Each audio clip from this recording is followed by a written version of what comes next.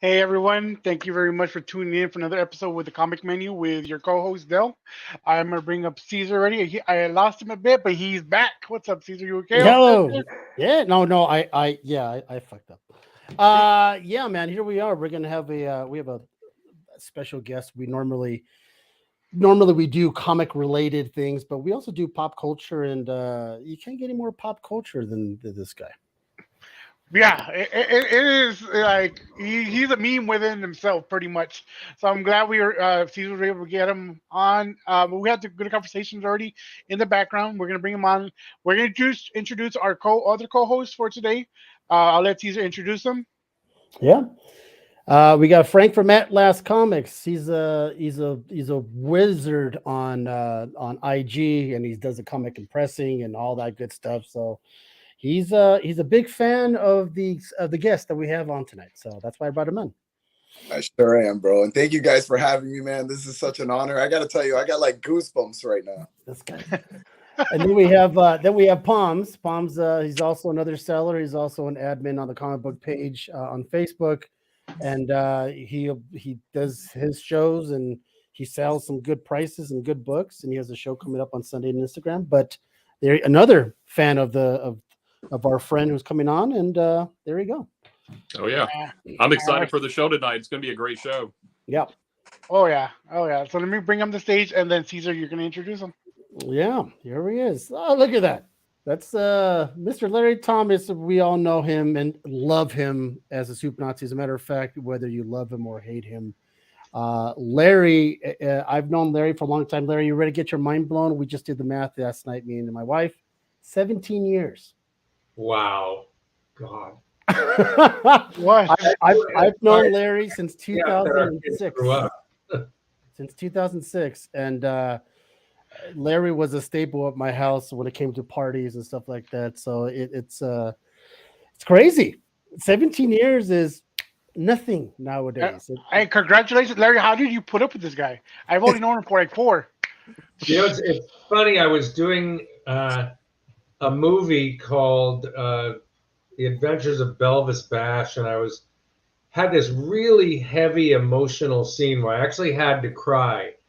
And the night before that was Caesar and Tammy's Christmas party, and I crashed on their couch. Oh, And I remember getting up, and because we were shooting not too far from where your house was back then. that's right. And I remember getting up early in the morning and going to the set and just kind of a little hungover, you know. And the guy, I shot the scene, and the producer was going, "Oh my God, man, that was amazing! You were amazing." Because I was just like so out of it. It was, easy to do. That's right. We lived in. Whenever I watch that scene, I always think of that night. There, I think that's when we lived in Norwalk, and you weren't too far from we lived in Norwalk house.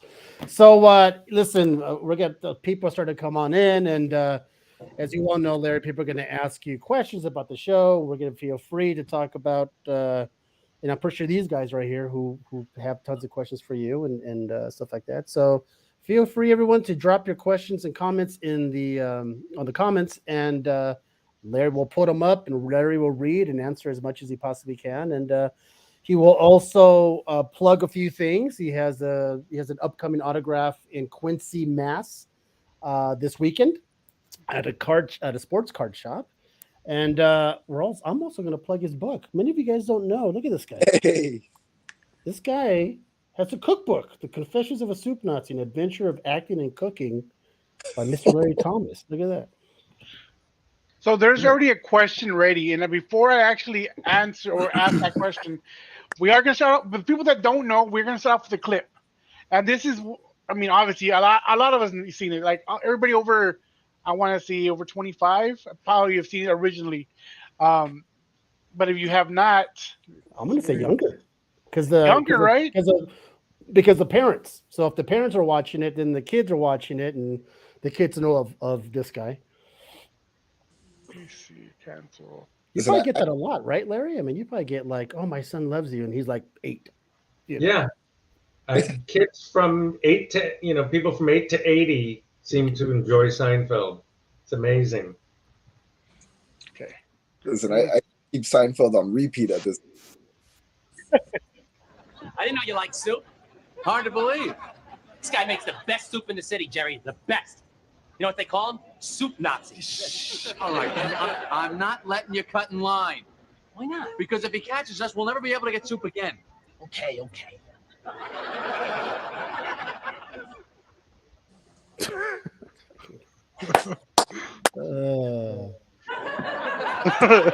Medium turkey chili.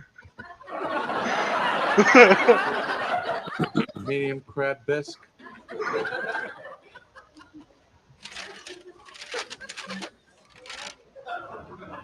I didn't get any bread. Just forget it. Let it go.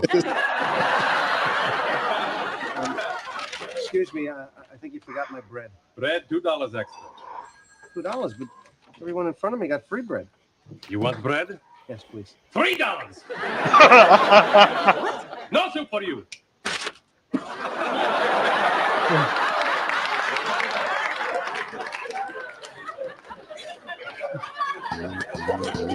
Yeah, it's interesting. Dale, you could probably stop that. Hold on, let me switch over inside. It's interesting, Larry. I heard you talk about how it's not only is that line immortalized, but you've always talked about the timing of your cashier, right? With the snatching of the dollars and the taking back that's gold. There's such an interesting story behind her because she wasn't supposed to be there. The real guy in New York, his counter's like way smaller than that. So he could actually stand at his register, give you the soup and take your money. And they constructed that soup kitchen set on the last day of rehearsal. And they made it really long for some reason. I don't know where they got the specs from, but they quickly realized when we first ran the first scene that I couldn't serve the soup and walk all the way over to the cash register because it was ruining the timing. Like the lines were very tight, and the time it would take me to walk over and walk back would just spoil everything. So somebody got the idea to pull in an extra to work the cash register. And I don't think anybody really thought of, she was just an extra. And we even talked a little bit, and she even said to me she had no interest in being an actress. She enjoyed extra work. That was her job. And, that was it. And her name was Marcia, and she came from Brazil.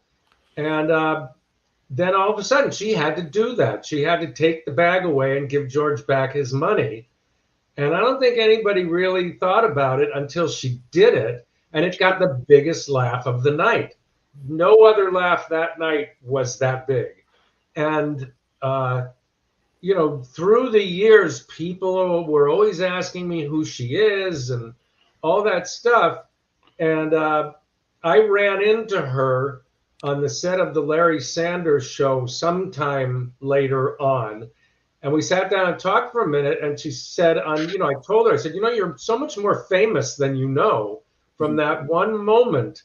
You were so good. And she said, unfortunately, she lost her job on Seinfeld because she couldn't come back and be an extra anymore. Oh. In anything else. So, that was one of her main shows. She was on it all the time. Oh. So it didn't work in her favor. But years and years later, I was doing an Acura Super Bowl spot with Jerry. And during a break, he actually asked me who she was because he didn't remember her audition. And I said, she didn't audition, man. She was an extra. And he was shocked. He was going but she was brilliant. And I said, yeah, she was. And I said, but all it really did was cost her a job on your show. I said, but even Jerry, 12 years later, wanted to know her story, So yeah, she was quite amazing. And that, she wasn't trained in acting. She just, that timing was her, It's great. Yeah. Yeah. She's I don't know how funny that scene would not have been if she didn't have that. Yeah. I think definitely the biggest laugh. Having used, if you were walking back and forth, I don't think it would have played out as well. I mean, having someone there like your henchman, Will, Mhm. kind of doing your dirty work without you having your hands dirty, you know. Yeah. So I have a funny story about Frank actually next door. So Frank and I were having a call and we're talking comics and whatever he does. And just out of the blue, Larry, you're gonna love this. This is funny. This is how he ended up being on the show. Frank goes, oh, I gotta show you something. Now, mind you, he doesn't know anything about me, you, Seinfeld, he done nothing. He goes, oh, I gotta show you something. I just got it in the mail. Go ahead, Frank. I just thought it was cool. I was watching a live sale. I like claiming stuff from my buddies, help them get a sale. And he was just showing collectibles. We normally do comics, but when I saw this, I had to have it. It's actually Oh, how funny! Wow. Out of the blue, he goes, look at what I got. And I said, oh, Frank, Oh I got my a story. I got a story for you, my friend. Oh, wow. authentic signature. I mean, is that really you? Oh, yeah, that's Wow, that's definitely me. All right. I know all my writing looks like that. And I'll probably be signing like 100 of those things at this signing this weekend, because the guy that brings me in when there are no customers, I sign a bunch of those for him to sell at other times. Mhm. And he usually gets just that type of ladle. I know where it comes from. But You gotta love yeah, it. that's me. My one question, just while I have the floor. Do you feel like you've been typecasted as the Soup Nazi, or you've been able to break through that character? I have no real proof, nor does any actor know like why they get stuff, why they don't get stuff, and stuff like that, because nobody tells us anything. But I'm pretty sure that my career was greatly affected by that, and the most knowledge I have is I was on a callback for CSI, and the director, it was a guy that ran a convenience store, and the director said to me, you want to try it with a Middle Eastern accent? Uh-oh. And the producer next to him like elbowed him, and he goes, did you look at his resume? And he goes, no. And he looked at my resume and he goes, oh, shit, you're the Soup Nazi. And I went, yeah. And he goes, okay, don't use a Middle Eastern accent. So that evidenced right there to me that they didn't want people thinking Soup Nazi while they're watching CSI. Right. Yeah. So, Yeah. and then the fact that there were so many. One time I went in for a callback on Cold Case, and the director, I forget his name, but he was like an actor turned director, and I recognized him. And as soon as I walked into the room, and it was like a serious role for some FBI agent or something, as soon as I walked in the room, he started laughing. I And I can't. knew I didn't have a chance, because it was like, well, he's not going to cast me on Cold Case.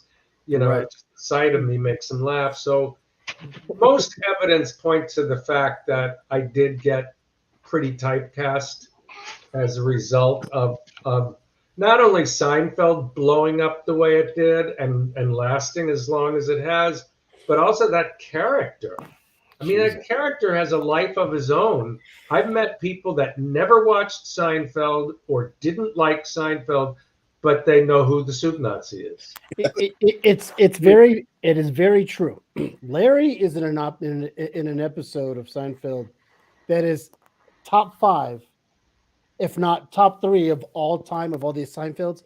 And I've told Larry before, there's been so many characters in that show, so many memorable characters that did not blow up like the Soup Nazi did. Yeah. Right, like the guy who played the cable guy. Remember the one who's waiting for Kramer and Yeah. that He was guy. actually in my acting class. His name's Walter Olkowitz. And yeah, I mean, that was an incredible. Not only was it memorable because everybody has had problems with the cable guy, Right, but because he was brilliant when he was in the phone booth crying and begging Kramer to let him, come up and fix his cable. I mean, it was classic. And my favorite guest star, who's unfortunately no longer with us is an actor named Charles Levin, and he played Shaky the Moyle. Yeah. That's right. And he did that whole monologue with the wine glass. Yes. He's putting that wine glass so close to the edge of the table, and you know what happens? It falls and it shatters, and then there's shards of glass. And, I mean, he That's was a good just one. brilliant. Yeah. I remember when I went to the finale, and nobody knew anything. Nothing. I mean, I knew my words. I didn't even know what the scene was. I just knew what my answers to the district attorney's questions were. So I kind of got the feeling like, am I on trial for something? I'm not really sure what's going on here. But because I don't say Yev Kasem, I didn't read it. And I didn't even have the other guy's lines. So when I got to the set and there was a trailer that said Yev Kasem on it, I kept passing it by, and I finally I bumped into Grace Zabriskie, and I said, I think they forgot a trailer for me. And she goes, oh, they better not have. And she grabs me by the hand, and we go to the first AD, and she goes, did you forget Larry's trailer? And the first AD goes, God, I hope not. And she had to go ask and come back, and she led me to this trailer that said Yev Kasem. And I said, who's Yev Kasem? And she goes, apparently you are. Oh, that's right. So you didn't know who your true name was. Yeah, that everybody else's dialogue was a secret. The situation was a secret. They just literally faxed me my words to memorize. And so wasn't until I got to the set till I started to realize who was going to be there. And once I saw how, there were 50 other Seinfeld guest characters there. And that was the whole fun of it, of course, was getting to meet all these other actors and, ask questions about stuff they've done that you really liked. And, they actually have all you guys there all together? Yeah. During 3 of the 4 days we rehearsed, we were on the set, in the courtroom set. So we had to all be there together because they were bringing us on in order. Like the order you see it when you watch the episode is the exact order we shot it in. So we were all back there together talking. And during the rehearsal days, one day, the late Ian Abercrombie, who played Mr. Pitt, came up to me and he said, Brian, George, and I are going across the street, because they shot it in Studio City. So we were right off Ventura Boulevard. Mm-hmm. And they said, we're going across the street to the Daily Grill to get lunch. You want to come? And so the Soup Nazi, Mr. Pitt, and Babu. Sounds like a joke. Crossing Ventura and Laurel Canyon. And we're talking and we're lost in conversation. But out of the corner of my eye, I could kind of see people like staring and pointing. And, when we got to the restaurant and we sat down and I realized other people were starting to look at us, I finally just went, oh my God, guys, do you realize what's happening here? It's like people are seeing the 3 of us together and nobody knows what's going on with the finale. That's right. So yeah, it's blowing people's minds. They're going, what? Mr. Pitt, Babu, and the Soup Nazi. What the hell is that? If I saw you guys casually sitting at a restaurant together, I'd be like, something's about to go down. Yeah, and they get, because they were going to great lengths to keep every aspect of the finale a secret for Larry. It was Larry David's big wish that nothing, get spoiled. So before Caesar jumps on, because we do have a couple of questions we need to address first, because I know we're going to get ramble on. So first one is real simple.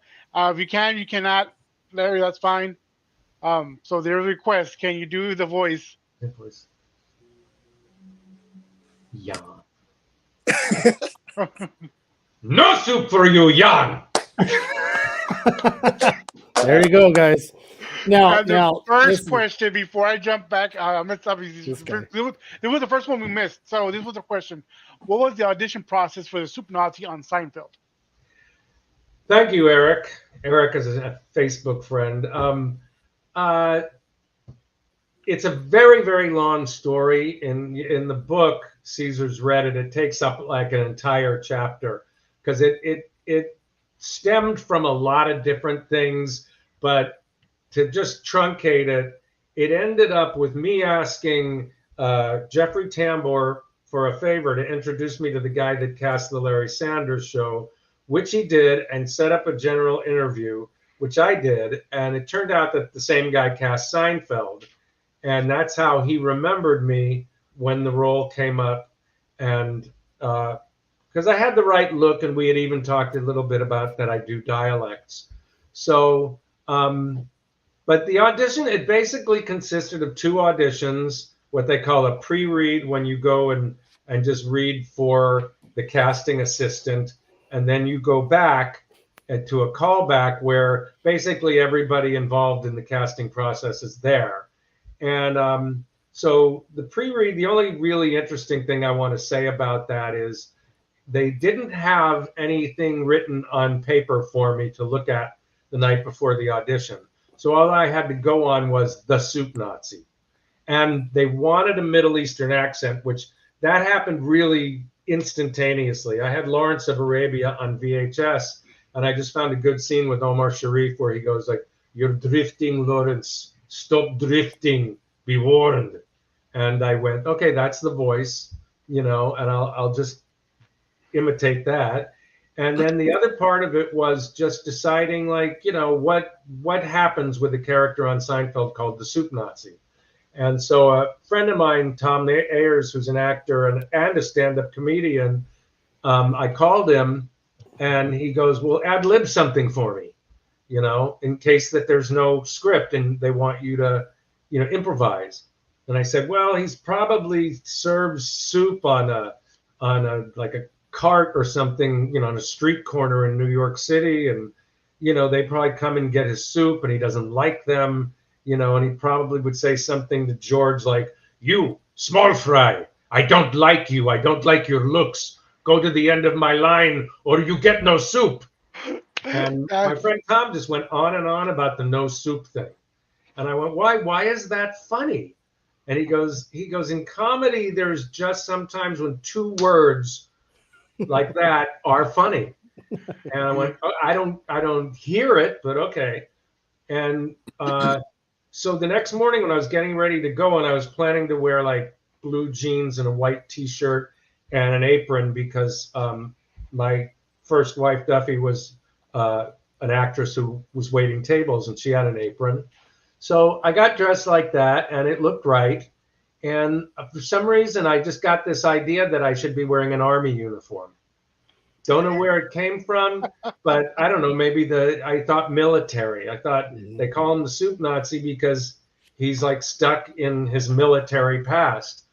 And so I put on something akin to an army uniform. I had an army shirt and green pants, and I hadn't shaved in a couple of days, and I had the mustache.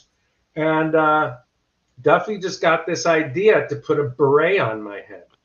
And so we stared in the mirror, because I looked like Saddam Hussein. And, that was 1995 when, he was on the cover of People as much as Princess Diana. And so, it took me a few seconds. Like I was not going to go in like that, but she insisted. She said, you have to, and I thought, God, I'm going to like stick out like a sore thumb. It's going to be really embarrassing. But I went in like that. And sure enough, all the other guys reading were wearing blue jeans, a white t-shirt, and apron. And so I went in like that. And there were 3 scenes on paper that were waiting for us to look at. And sure enough, in the very first scene was No Soup for You. And I thought that was a heck of a coincidence, But so I did that. I read those 3 scenes for a guy named Brian Myers, who was the casting associate, who later was the casting director of Just Shoot Me.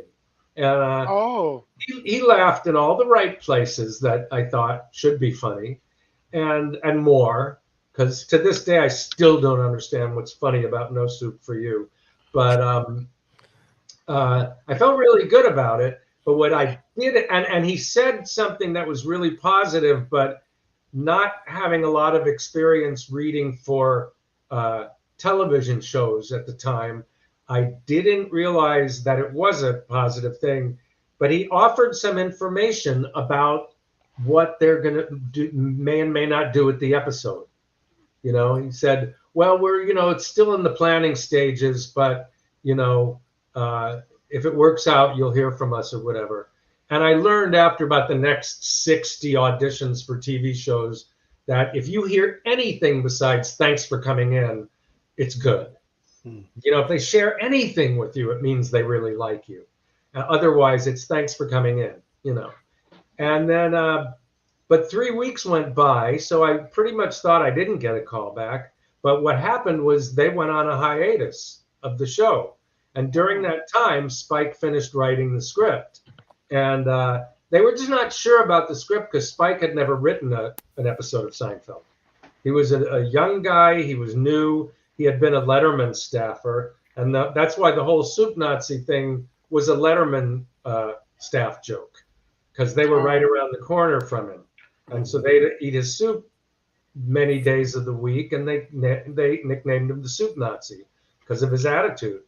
But about 3 weeks later, I did get a call back, and I went and Jerry was there, Larry David was there, although nobody knew what Larry David looked like, so I had no idea why this guy had a desk across from Jerry.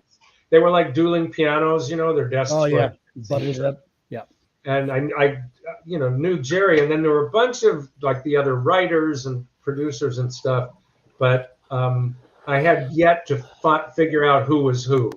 From all the names I would see in the credits of Seinfeld, like Peter Millman and Larry Charles, and but I later on I was introduced to people, but I walked into the room and I just remembered the advice of an actress named Sherry North, who I took a workshop with years earlier, who ended up playing Kramer's mom, by the way. But she had given me advice on, she goes, if you ever go into an audition and you're playing a really extreme character, don't break character. She said they don't have the imagination to imagine you as the character if you walk in and go, hi, how you doing? So I walked in and Jerry gave me a big old friendly, hey, how are you? And I just like looked at him and went, huh. And then Mark just said, the casting director said, okay, just, you're going to read with me like you did with Brian. And so he just launched into it and we started reading. And Jerry was laughing so hard. I mean, I've never been in an audition before or since where someone in the room was laughing that hard. He was cackling his head off at everything, single line. And when I got to the end of the 3 scenes I had previously auditioned with, I realized that there was more, which I'd never seen. But I just thought, I don't want to break this rhythm. He's laughing his head off, and my eyesight was pretty good at the time. So I just thought, I'm just going to read the rest of it cold. And, I did. I just picked it up off the page cold and kept going. And there were 3 more scenes. And he just kept laughing, And then they asked me to wait. There was a really well-known character actor there who's also gone now, named Richard Libertini, who most of you may remember as the movie All of Me with Steve Martin and Lily Tomlin.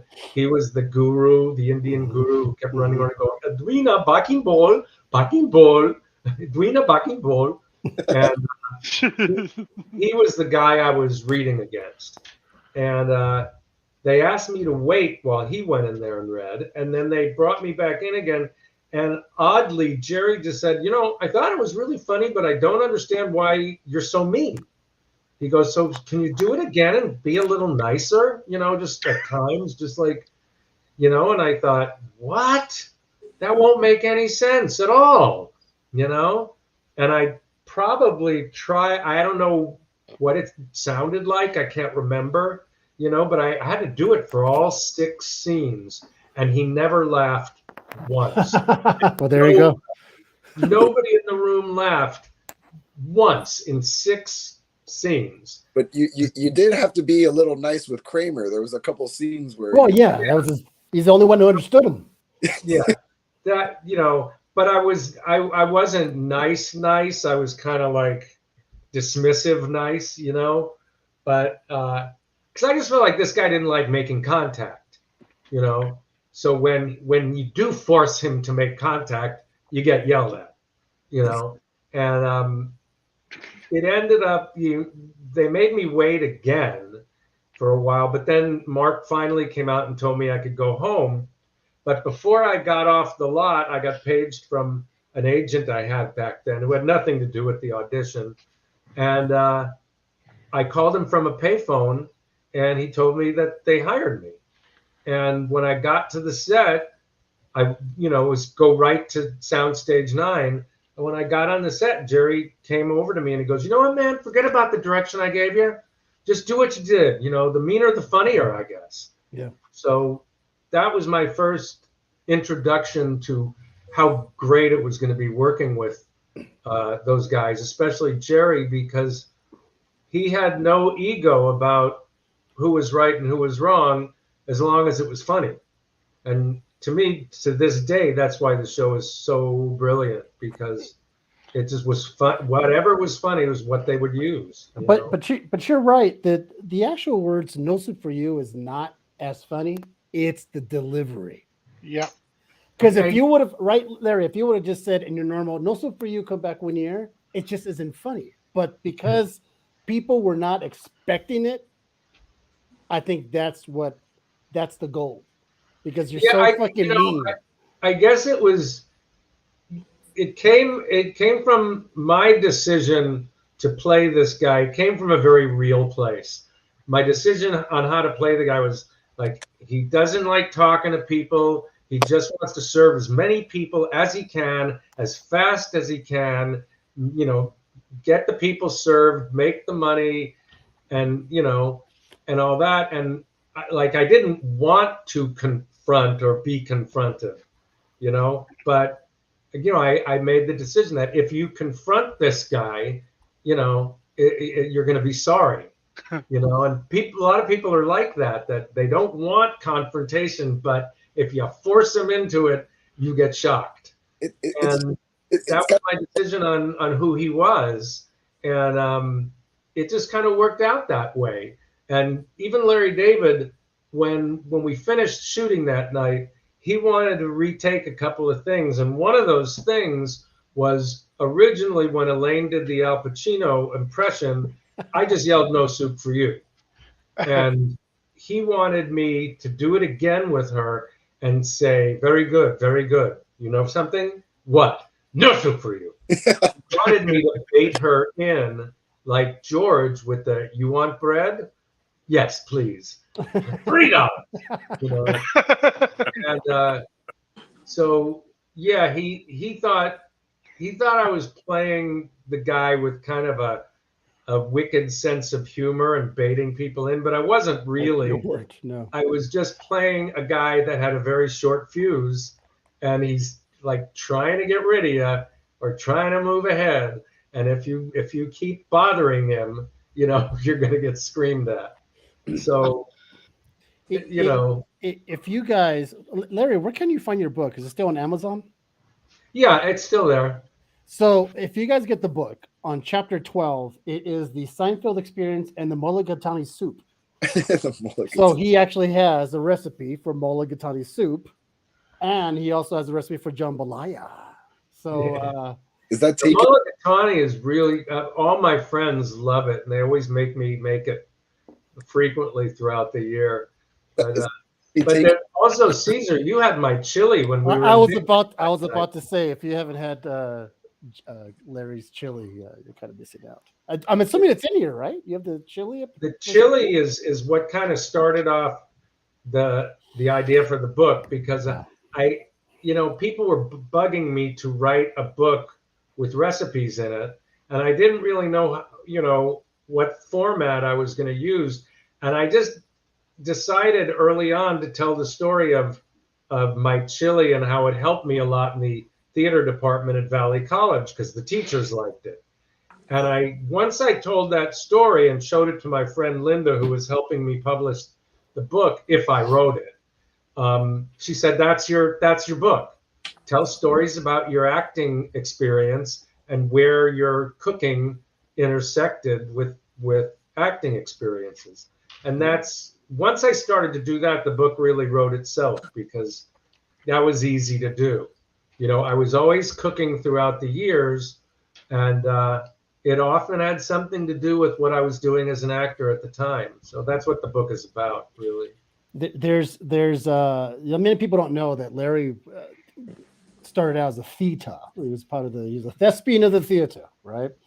And that's where he wanted to get his chops, and he did quite a few stuff. But as we all know, right, he also did quite a few other movies. Many don't know he was in Austin Powers playing the blackjack dealer, asking He didn't know.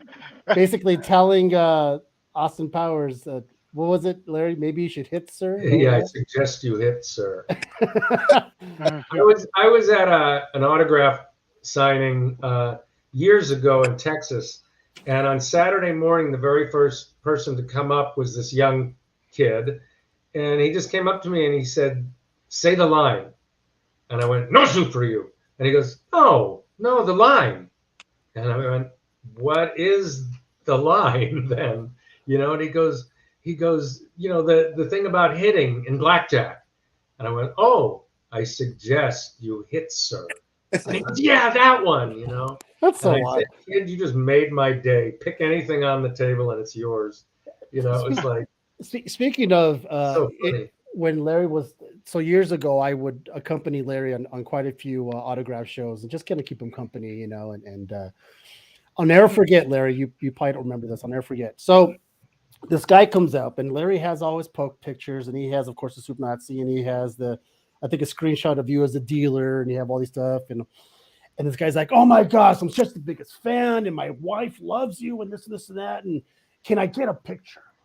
And Larry goes, "Yeah, you can get a picture, but I gotta tell you, I charge like $5. This is back when you were charging like $5, Larry." He's like, "Oh, okay. Well, it's nice to meet you, man." And he walked away, and I looked at Larry. Larry looked at me. I said, "Holy shit. A fan who you can take a picture of with and keep it forever for less than a fucking cup of coffee." I was, and he's like, "It happens. It just happens. People don't want to drop the $5." I used to have a joke. Guys would come up and they would see the soup ladles, and they would go like, "Oh, my wife would love one of those," and I'd go like, "Well, $20, and I can personalize it to her." And they'd look at it for a while, and they'd go like, "Okay, thanks," and they'd walk away. And I'd always want to go like, "I know the name of a good divorce lawyer. Yeah, right. I can't drop $20 on something your wife's gonna love. You aren't making it." Well, I'll tell you. People are very funny, Yeah, with they are. spending money, and then some people just spend endless amounts of money. I take one of these, and I want 2 of those, and 3 of these, and I'm going to give them all away as Christmas presents. And Those are great gifts. That's a great stocking stuffer. Go ahead, Frank. I'm sorry. No, I was just going to add. I easily paid 3 times the amount that you charged really, gentlemen, for this. So $60. Larry's Actually, Larry's like, "Damn." dude, I'm so sorry. I should have brought this up a long time ago. So I don't know if you keep up with comics. Do you, Larry, at all? a little bit. I mean, I grew up with my favorite was the Marvel comics. Spider-Man and Iron Man, and this is long before it became a big movie franchise. But there used to be an argument between a friend of mine who was very into comics that he thought that I should be Iron Man, and I always wanted to be Spider-Man. And it was just, we had this little thing. And when Ben was like a toddler, I used to read something to him every night. And one night I was reading him an Iron Man comic. And he looked at Tony Stark and he goes, "Daddy, is that you?" And I just went like, "Damn, Alan's right. He should be Iron Man." See, but you could have been damn, Iron Man. Robert Downey Jr. That Robbie Downey Jr. stole it right from under your nose. We could have been interviewing Iron Man. So he has so Larry has quotes from the main characters about his book, and one of them here says, Larry, great turn. You will go down in Seinfeld history as one of the most memorable characters, and that was Larry David. Boy, was he right. Right? Oh yeah. Oh yeah. It's I have to jump in here because it's funny when I've kind of digged a little bit and saw some of the statements about the writer, some of the statements about the cast and stuff. When they first did the episode, a lot of folks on the cast were kind of worried because they thought it was going to be kind of a dud episode, maybe a turkey episode. And what amazes me is it, like everybody knows here, it's one of the top 3 episodes Seinfeld had ever done. It was a great episode. What did you think at the time when you did that first full episode? I was a big Seinfeld fan. I'd started watching it in season 3 with the parking garage. Oh, God. So once I saw that, it became very big in our house for us to tape Frasier on Tuesday night and Seinfeld on Thursday night. Right. And then we'd make a special Sunday lunch every Sunday and we'd watch both of them. So Seinfeld was a big thing in my house. So just, getting an audition for it was kind of amazing. And then getting cast on it was amazing. But while I was on the set, I was hearing a lot of that talk, not that I was supposed to be, but people would just not know you were sitting in the bleachers watching, and you just overhear people talking and they'd be going like, I don't know if this is, up to par for our usual writing. And, because I think Spike went out on a limb to include a lot of storylines, even though they had done that before, this was like a lot of short, quick moments and storylines. And they had their doubts about it, and I got to hear a lot of it. So I think I even asked some more experienced actors at the time, like, hey, if you film this and then they don't show it, do you still get paid?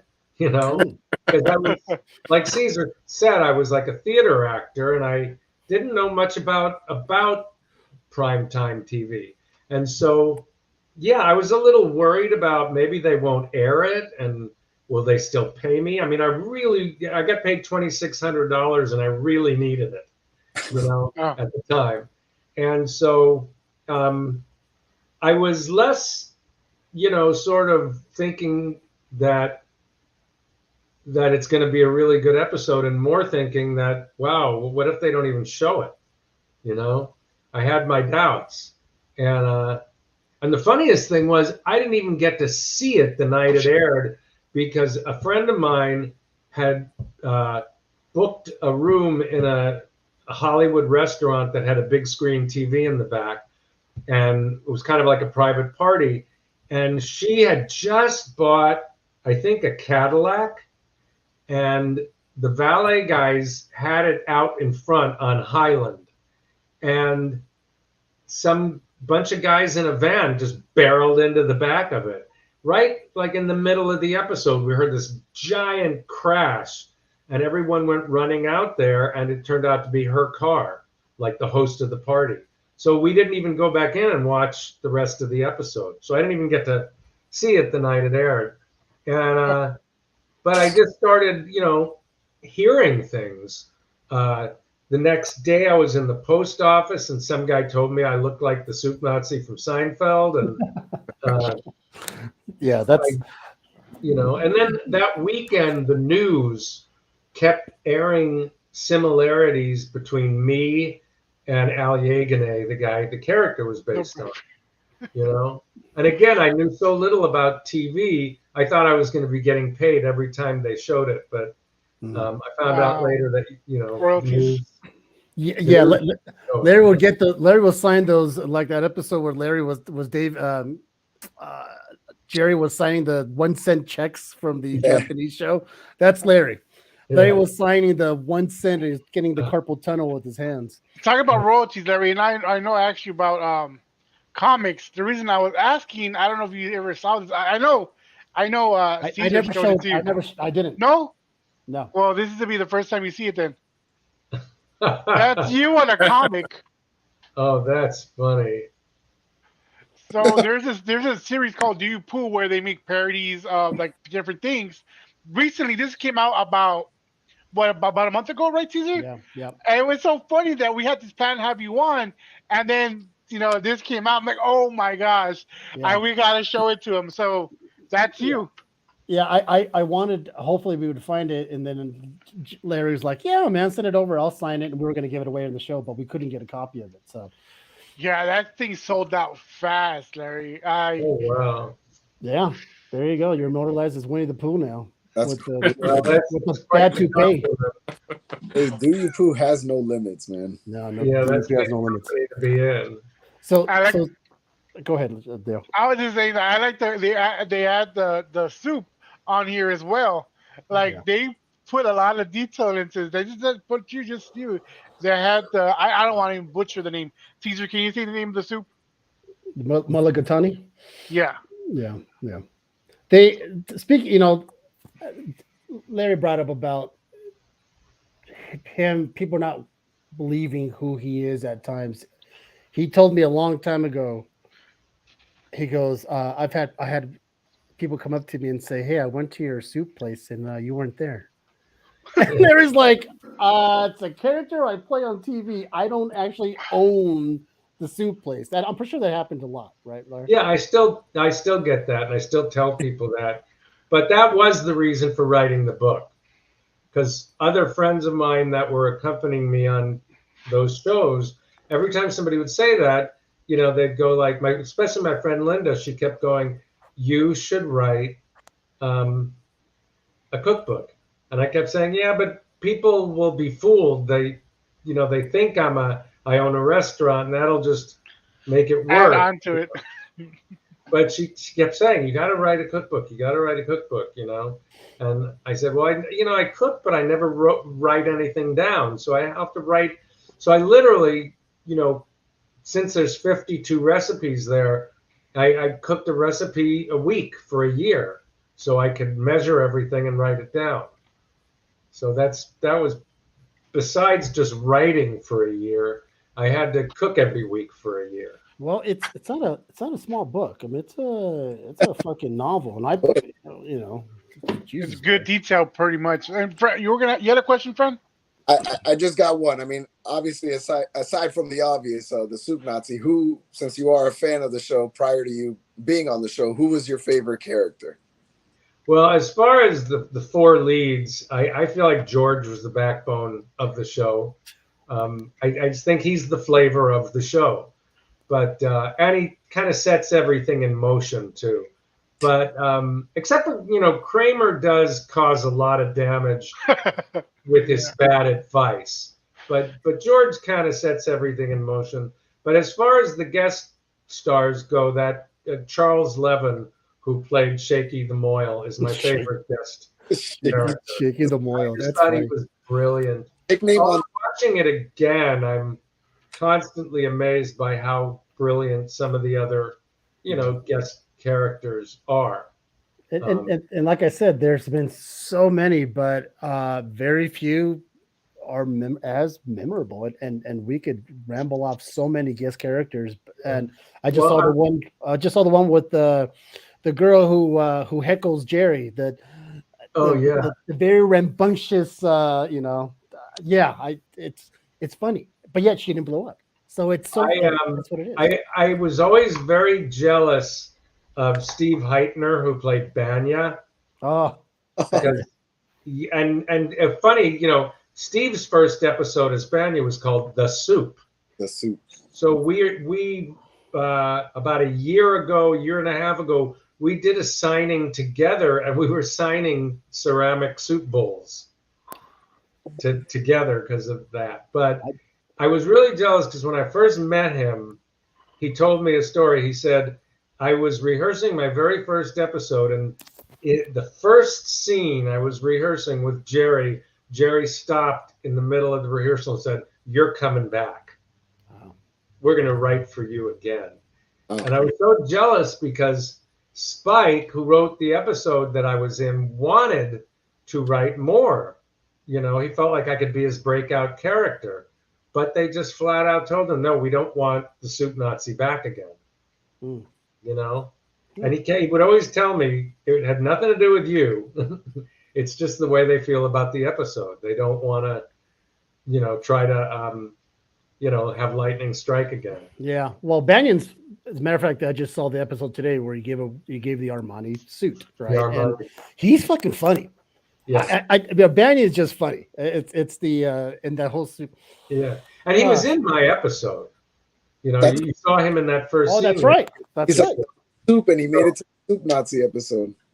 But yeah. The one of the funniest stories I had, when I lived in Norwalk, California, like I said, we used to throw a lot of parties, and Larry would come. And one day we were in the backyard. It was night. We're having drinks, and this girl who's there, and she's like, I don't know how it came out. It came out Seinfeld. I said, Larry's standing right next to me. I go, you know that this is the Soup Nazi, and she goes, what would the Soup Nazi be doing at a house party in Norwalk? And she goes, say the line. And he's like, what's up for you? And she's like, oh, her eyes got so big, but it is kind of funny. Knowing Larry, it is kind of funny. It's like, what?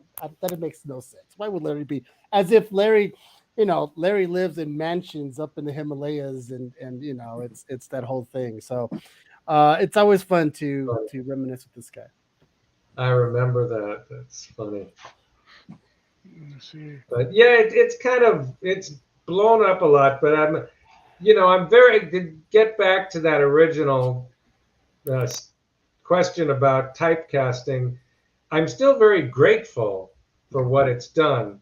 You know, none of us know what our lives would be like without, you know, something that happened.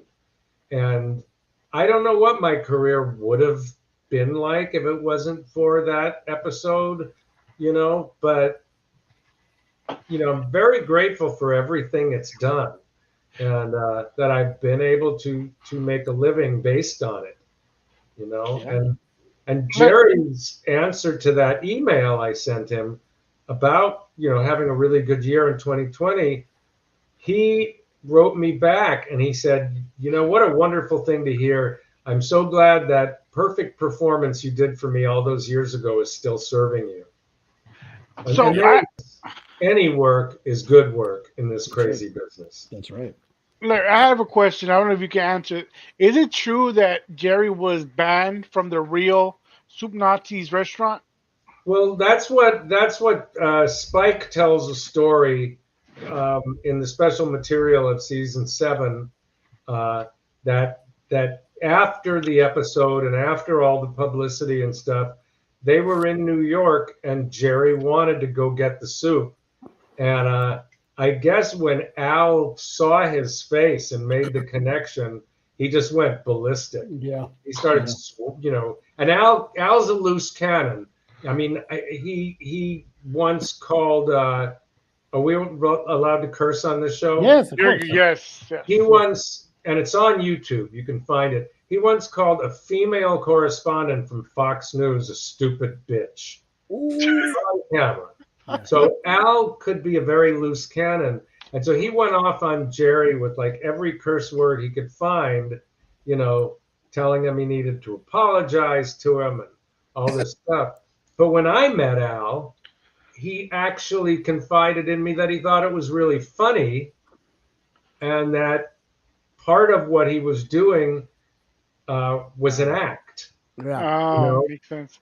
I'm assuming it helped his business a bump. Yeah. Right? Well, he went on CNN, that's why. You know. See, that's what amazes me is he unloaded on Jerry Seinfeld for whatever it was, 10 minutes, 15 minutes. And, you know, of course, Jerry Seinfeld responded with his sarcastic apology and everything else, not really taking him seriously.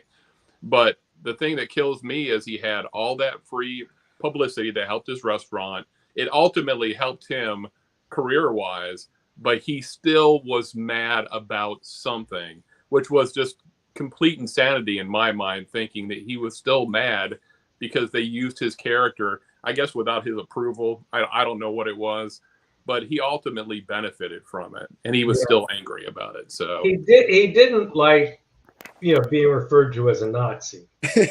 I'm sure he did it. That wasn't a big thing. He was from a different culture, and he didn't get it as a joke. Yeah. I mean, I'm Jewish, and in my culture, it's always been used as a joke for telling somebody that they're overly strict. Right. Right. But so he didn't get that part of it. But he was very nice to me when I met him, and he even told me I was very funny. So, but it makes sense. Play the character, I guess, right? So it would make perfect sense for him to piss off Jerry and do all that. And, my portrayal didn't bother him. What bothered him was being called a Nazi, number one, and number two, like you said, I think he expected, hey, you did a character based on me, you should pay me. Right. I mean, Kramer is based on a guy named Kenny Kramer, who really did live across the hall from Larry David. Mm-hmm. And they originally tried to call the character Kessler. Yeah. And Larry David just instinctively felt it's not funny, but you say the name Kramer, and for some reason it's funny. And so he ended up NBC ended up having to make a little settlement with Kenny Kramer for basing a character on him. And he milked it. Yeah. He did a whole tour bus and meet the real Kramer and just drove around and meet the Peterman. Yeah, and well, he lucked out because the real Jay Peterman was kind of having financial trouble at the time, and John O'Hurley, who played Peterman, happens to be a really good businessman, and so he ended up joining the company and really pulling the catalog out of its financial troubles, and they ended up being like, a board member of the Jay Peterman catalog. That's funny. I forget that this show is based off of so many real. Yeah, and we talked about it in the green room, but for all you people out there, and for you diehard Seinfeld fans, or those who are not, many of these scenarios, many of these episodes were based on real life events that happened to the writers. And as wacky as it sounds, it probably happened to one of the writers, and that's why they made a skit about it. So if you think to yourself, like, this shit wouldn't happen in real life, oh, it happened. Yeah, a lot of it did. A lot of it happened. And if Larry David, being the neurotic fool that he is, that he's George. Basically, Larry David is George. A lot of George's behavior, things that Larry David really did in his life. That's horrible, man. That's gotta be so funny watching a character play you. If he is George, like George has to be, I don't know how to say this nicely, but one of the worst people you can know. George he makes you cringe. So, and listen, once again, we've seen the season. We've all seen these seasons over and over, and yet every single time George does something just outrageous, my wife screams, "Oh!" Like she cowards. Tammy's like, "You're an idiot, George." And this is what, her 400th time seeing that exact episode, so it instills that passion of I can't believe you're doing that. That to me is good writing. Oh yeah. Yeah. Good writing and really good acting on Jason's part for making George such a believable character. He's so extreme in what he does, his dishonesty and his self-loathing and his insecurities, and but yet he makes it all believable. Like this guy's for real. Oh yeah. I do have to ask again. You said you were a fan of the show before you were on it. I guess it's maybe a two-part question. How was it finally meeting the cast, and how was it having to be, how do I put this, mean to these people now? Like you have to be that. Well, playing the character was really easy because I had already thought the night before the first audition that he would hate those guys. I did not think in my mind that I might be friends with Kramer, but I did know that the Seinfeld characters would get really on his nerves because, you know, there are two classes of Seinfeld fans. Those who realized how awful those four were. I mean, they were complete narcissistic sociopaths. But then there's the other class of Seinfeld fans who refuse to believe they were bad people because if they were, why do I like them? You know. But I was one of the people that I knew how terrible they were as people. And it didn't bother me as a fan, but I knew as the character that I would not like them. So that part made a lot of sense to me. But as far as meeting them, the funny part was they were so friendly right off the bat that they took away any kind of awe about. I mean, Jason was calling me La the first day, you know, hey La, you know, that's kind of the New York shortening of Larry. In New York, it goes Lawrence, Larry, La. And I had no idea. I've never heard that. He was calling me that the first day I was on the set, and Julia, every time I would rehearse with her, and she is the easiest to crack up of all the people. Every time I'd crack her up, she would like grab my hand and go, "Oh, you're so funny," you know. So they were all really nice, and you know, and Larry was really interesting because, you know, the Larry that you work with on the show is different than the social. The social Larry is kind of like Larry David of Curb Your Enthusiasm, you know. Mm-hmm. But the Larry you work with is like a mathematician. He's just going like, okay, do that, do that, do that. Don't wipe your head there. Do that, do that, and do that. You know, he's very sure of himself that, you know you're in good hands, and it's easy to listen to him, you know. And it was so easy, man. It was the easiest job I ever had. And yet look at the easiest job, and yet the most profitable and successful. Right. But you guys caught commercials. So you guys definitely caught lightning in a bottle in that episode. I guess so, you know, and really with the whole series, because, you know, it's as popular with new viewers today as it was with viewers 30 years ago, you know. I'm going to ask this question because there's probably people who are thinking about it but aren't bringing it up. What was the soup, Larry? What were you feeding those people? I have no idea. Was it real soup though? Yes. Like Campbell's or something like that, just in the I don't know. I don't know where they got it, and I don't know what those soups were. They didn't show up until the audience came in, and we shot the show. In the rehearsal that afternoon, there was one chafing dish full of water, and that's what I was serving all the soup from. And so the first mistake in my scene was me, because Jerry ordered one soup and George ordered another, and I took them both out of the same dish of soup, not knowing like that they were showing my hands, you know. And so Andy had to yell cut and come up to me and go, listen, you know, when every time somebody orders a different soup, you got to take it from a different place, because I don't care, you know, which one you take it from. He goes, just make sure that if it's a different soup, go to a different soup, because we could see your hands. But no one ever told me what those soups were, you know. And I had so much going on, like with the cameras and the lighting, and, you know, I didn't even ask. Another thing that we kind of forget about, and like I said, Seinfeld has such an influence on everyday life for many people.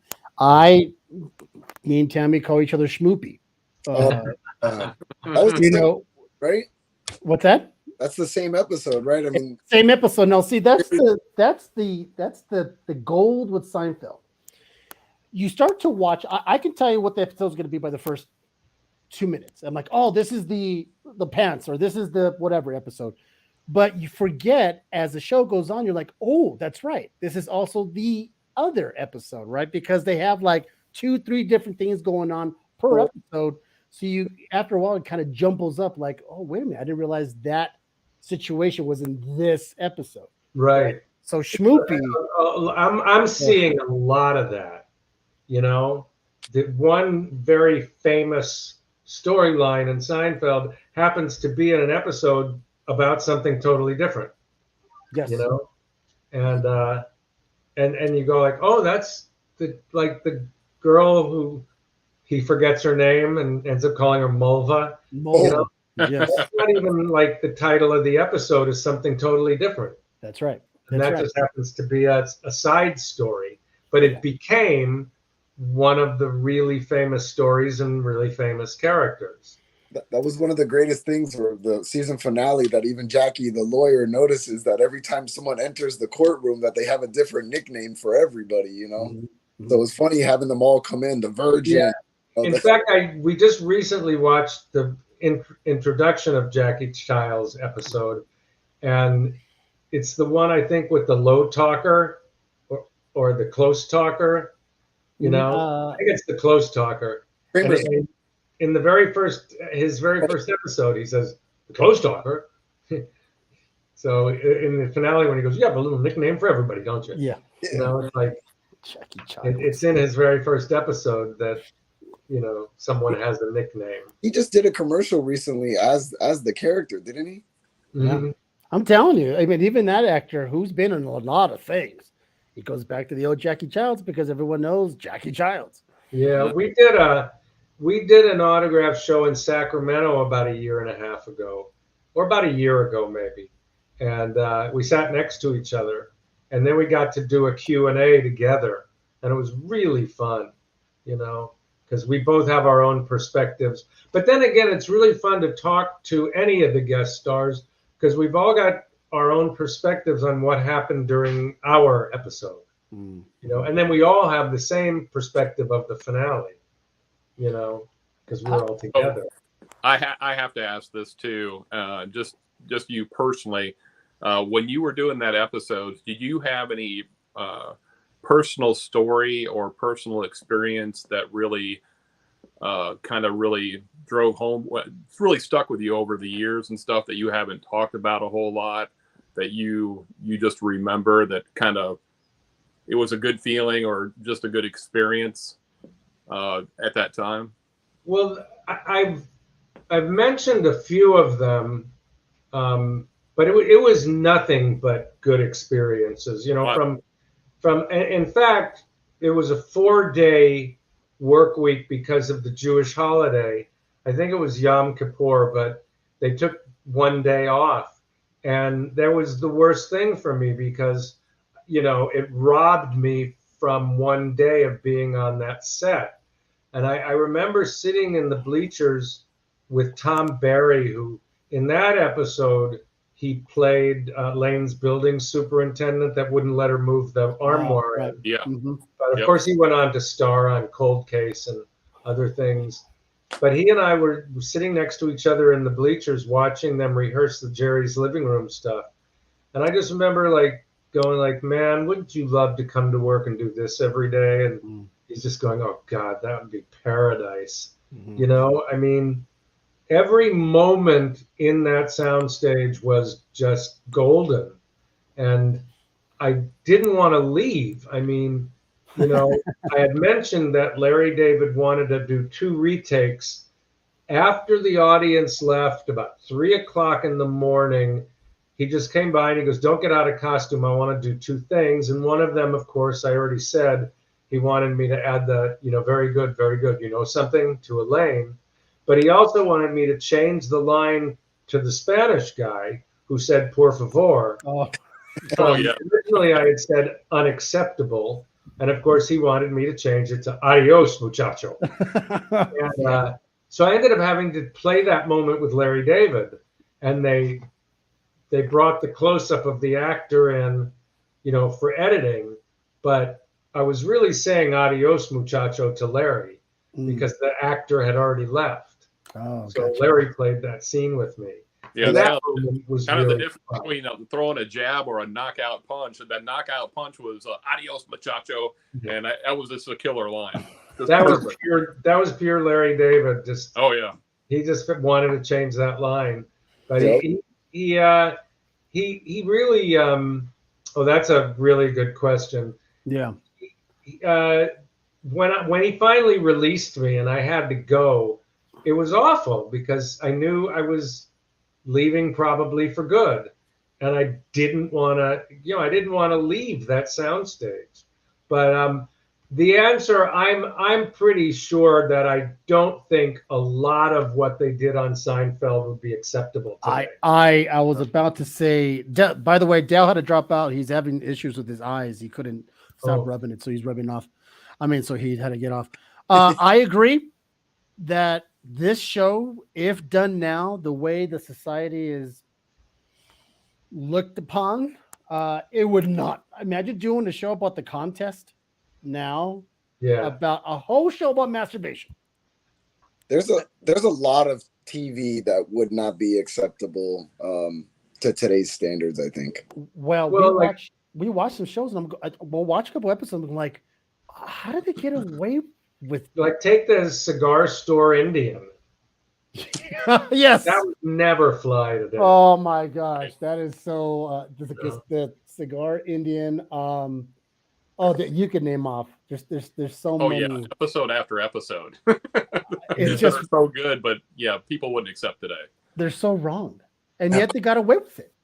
Call me crazy, but wasn't there a reunion episode, or wasn't there supposed to be a reunion episode in the works or something? Also, no, they on Curb Your Enthusiasm a few seasons back, they did like a mock reunion on Curb, but it's funny,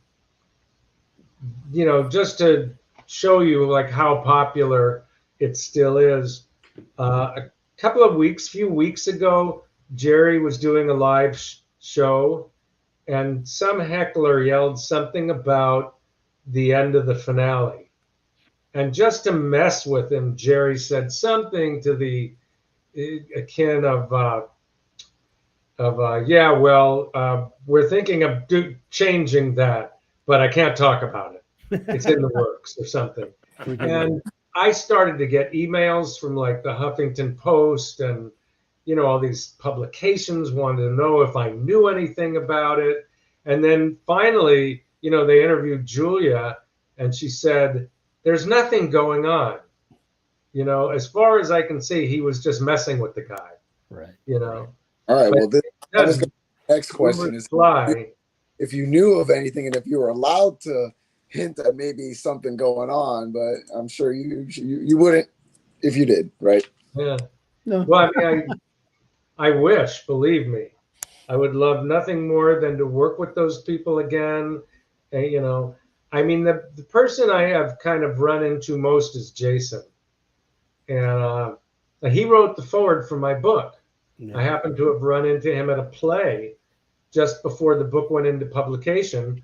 And I told him about the book, and he asked me if he could do anything for me. So I asked him for a blurb for the cover, and he ended up writing me a foreword on top of it. Yeah. And I was going to use one from my friend Mitzi Capture, but she said, no, you got to use Jason's. That's really nice of him. Yeah. And then he last year he directed a play in Hollywood, and I went to see it, and he just runs up and hugs me, and he's just a really nice guy. He really is. It's so funny. Like when you see how nice of a guy you are, hearing how nice Jason is, but then you see the characters you guys played on the show, and it's like, yeah. The thing, he's such a classy guy, and George is not.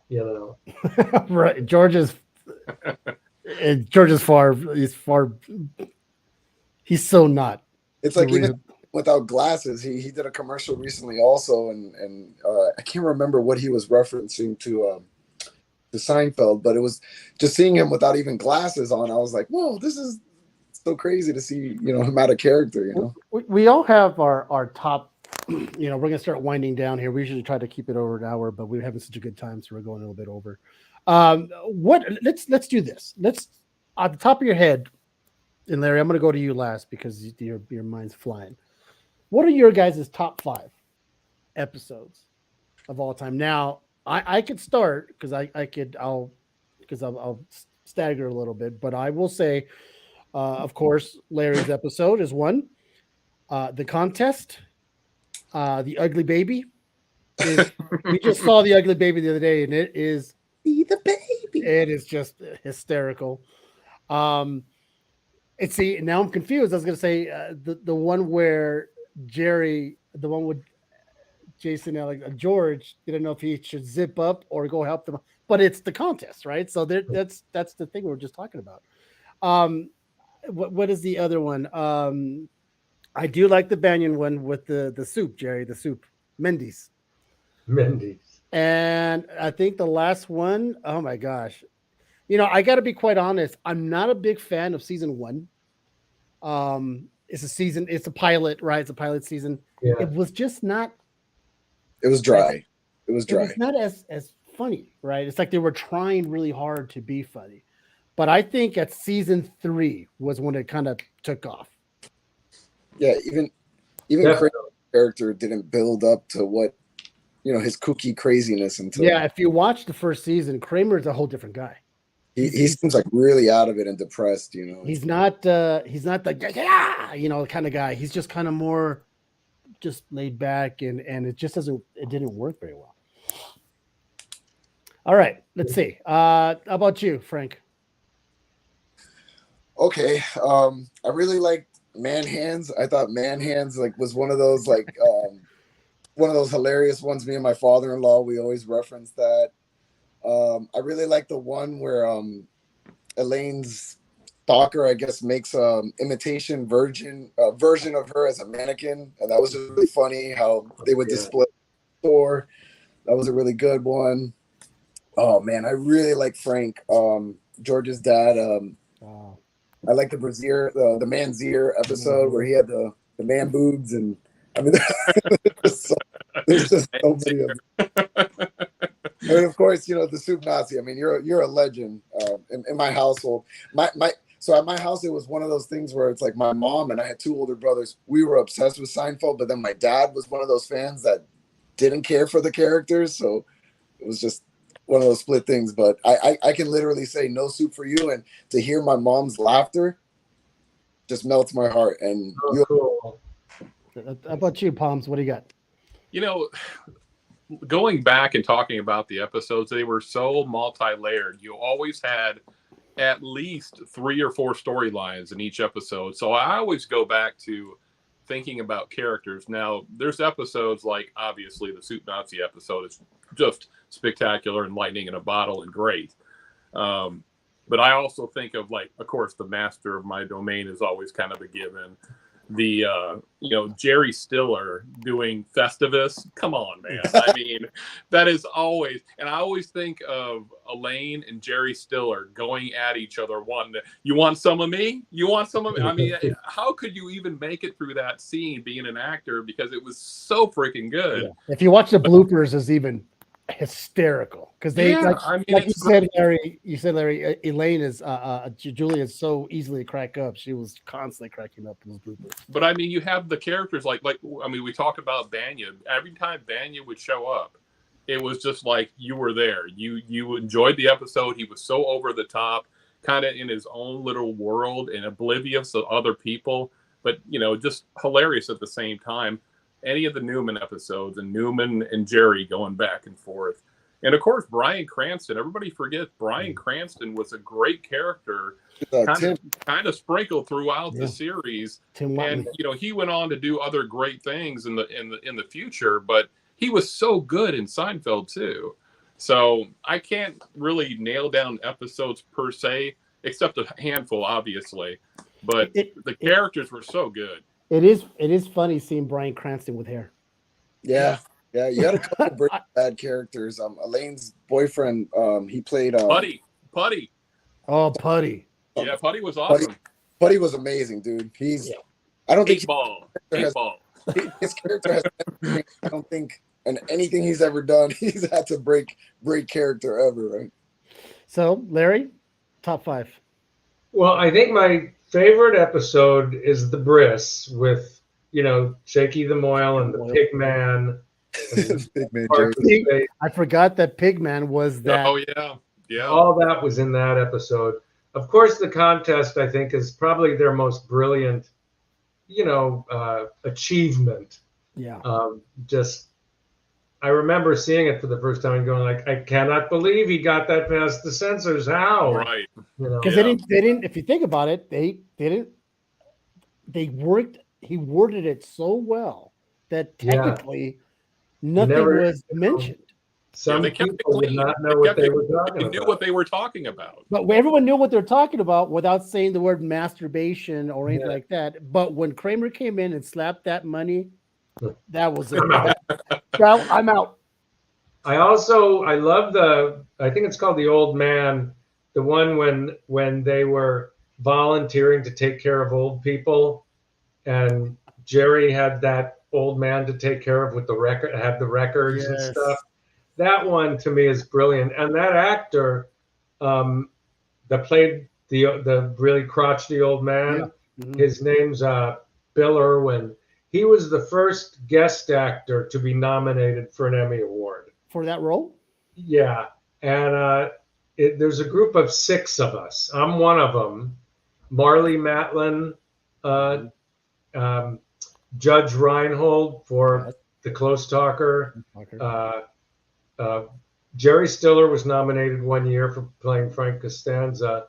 That's so funny. Bill, me, Marley Matlin.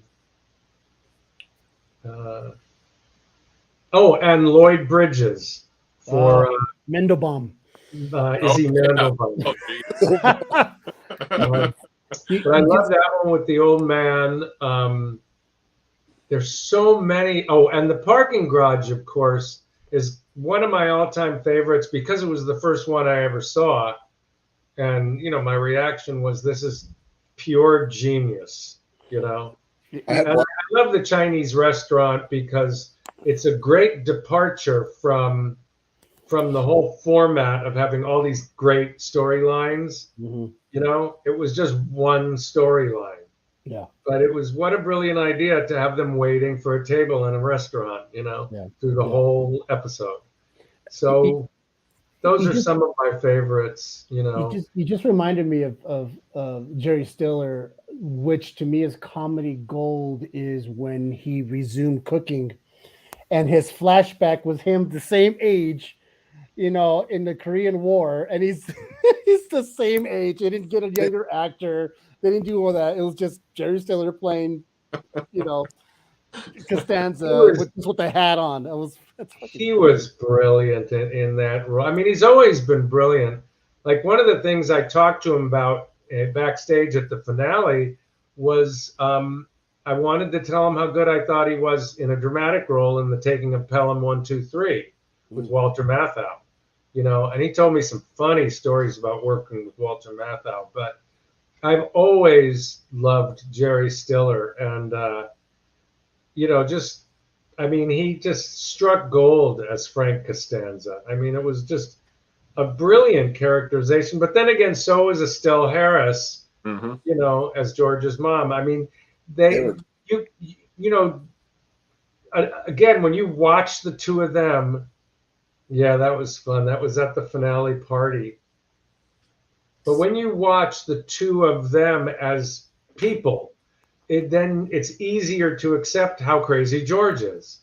If those are your parents, it's not too difficult to think of what the son would be like. If those were his parents, he turned out. Jerry's parents too. I mean, I love Barney Martin and Liz Sheridan as Jerry's parents. They also were so perfectly typical of like Jewish parents. Barney, as cheap as could be. Cheap, the screaming that his mom does. Oh my God. And Liz, Jerry's mom, thinking that everybody should love him. We kind of forget that we kind of forget that they swapped out. His dad. They swapped out the dad, right? Because he was in the first season, and it just wasn't. It's funny because you see Jerry's dad, what he became, and then you see the original dad. You're like, I can see why they changed it. He was just too normal. Right. Yeah. Yeah, there was nothing to him. You know, there were no quirks, nothing, weird about him. And he was, it just- after a while, you got to realize that there were never any normal people in Seinfeld. Oh yeah. You See, know? the funny thing is, you talk about Jerry's parents, and I automatically go to Uncle Leo. And you think of all the Uncle Leo episodes. Hello! Crazy and funny. So Yeah, it's sad hearing all these names, and many of them have passed. Too many. Including Uncle Leo. I know that Sheridan passed. Both parents, as a matter of fact, all the parents have passed. It's kind of it's sad. It's because also show you that how long the show's been on, that we relate to them and we still feel as if they're alive because we see them in reruns every single time, and it's a sad state of affair. But we have them on a loop, and we enjoy them every single time. So that being said, we probably could start wrapping this up. So if you guys don't know, we already talked about it, and I've already showed this off. Look at this fine gentleman. Which kind of blew me away, Larry. I didn't realize that you didn't know who your character's name was until the last final episode. I did not know that. wow. Huh. So I that did till now. yeah, I would have. Larry David made up for the finale, but we knew so little of what was, going on in the episode. And in fact, they had promised everyone a script because they didn't give us a script, and we had a thing that said, everyone will receive a full script after the show airs. And we never got it. That's funny. So you can go pick this up on Amazon. It is Confessions of a Soup Nazi, an adventure in acting and cooking. Very fun stuff in here. He talks about his life growing up, being an actor, being in theater, meeting quite a few people, a lot of pictures, and more importantly, a lot of recipes. Chili, jambalaya, mulligatawny, you name it. He even has marinades in here, which I did not know. Secret to it all. This guy does it all. Well, you know what, Larry? You look like Mickey right here. Look at that. Like Mickey. You look like Mickey. The gentleman is Lee Weiner, who is one of the Chicago 8 in the Chicago conspiracy trial. Oh, And I got to play him in a play once, so I put that up there. And so tell everybody we're going to be this weekend. So I'm going to be in Quincy, Massachusetts, which is near Boston. The Northeastern Sports Card Expo. And I'll be there Saturday only from, I think it's 11 a.m. to 4 p.m. or 5 p.m.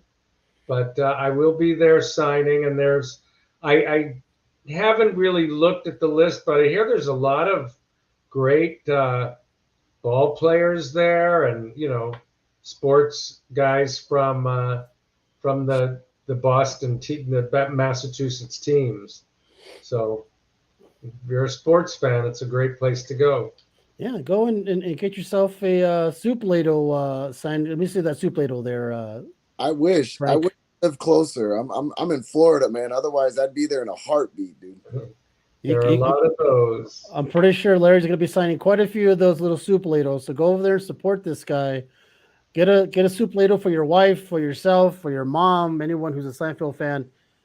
Don't be a cheap ass. And if you got a Funko Pop, that's another thing I'm signing, because I get a lot of emails from people wanting me to sign their Funko Pops, and I just go like, unless you could bring it to a place where I'm signing, I have no way to.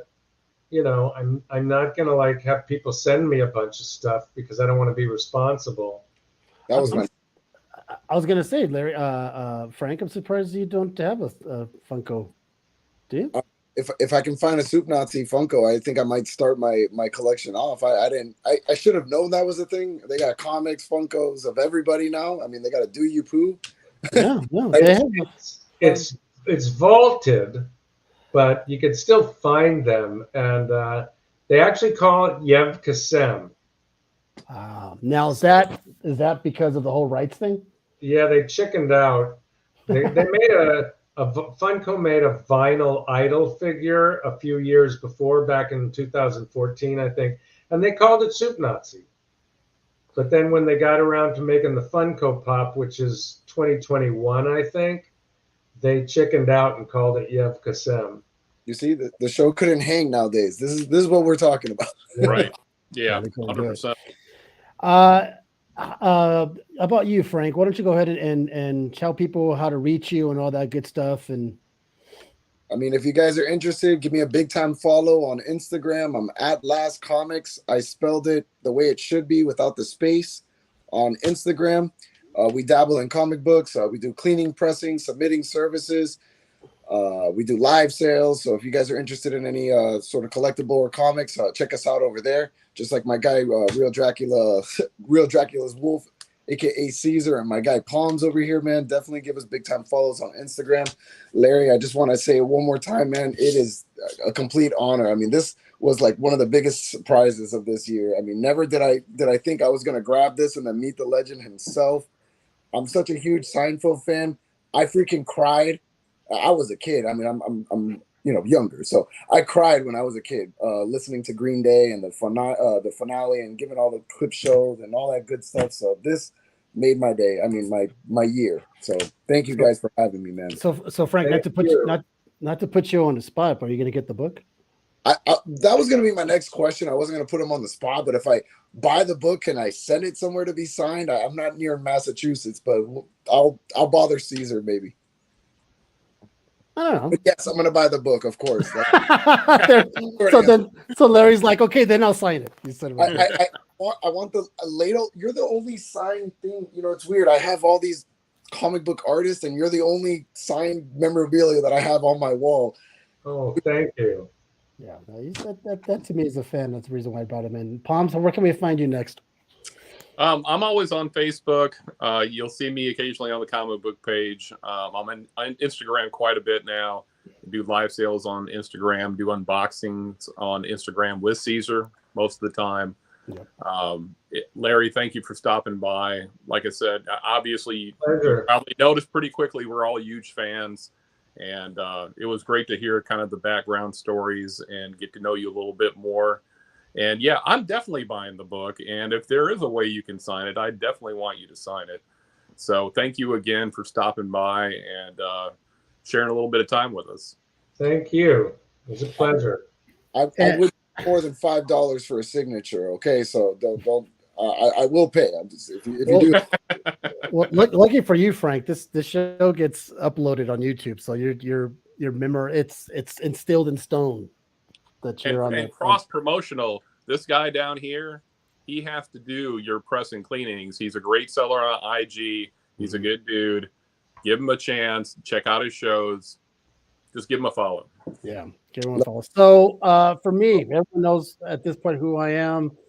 Comic Menu every Wednesday night at 9:15, along with Dell Culinary Comics, which he had to drop out. He had, I don't know, his eyes were bugging him, so he had to drop on out. If you need a voiceover, I've been doing that on Instagram. That's right, Larry, I do voiceovers. Cool. Can you believe that? Larry, we come a long way, baby.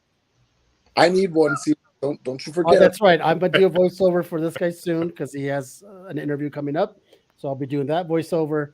Other than that, Larry, come on, man. It's like I said, it's been 17 years. It's great to see you again. Great to see you. It's funny reminiscing some of these stories. When we get off the air, Larry, hang on there, all right? Because I want to talk to you for a second. All right, everybody else, thanks for showing up. All you guys in the comments. And hey, see you guys next week. Thanks, everybody. Good night, gentlemen. Take care, everyone. Thank you.